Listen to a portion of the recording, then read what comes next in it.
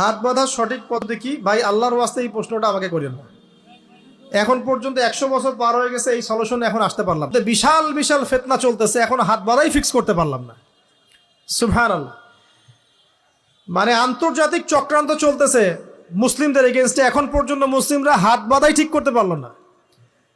আরে বোকা, এখন তো কাফেররা তোমাদের হাত ভেঙে ফেলে দিবে, বাদ বাকি তখন এখন তো ওরা তোমাদের হাতই ভেঙে ফেলে দিবে, তখন তো নাভি নিচেও বাঁধতে পারবে না, বুকেও বাঁধতে পারবে না। তো হাতটাকে সেভ করো, নিজের অস্তিত্ব সার্বভৌমত্বকে টিকায় রাখো। বরং মেজর দিকে চোখ না দিয়ে মাইনর দিকে চোখ দিয়ে পুরো মুসলিম উম্মাহকে এগুলো নিয়ে ব্যস্ত রেখেছে। আশ্চর্য একটা বিষয়, এখন পর্যন্ত হাত বাঁধাই ঠিক করতে পারলাম না।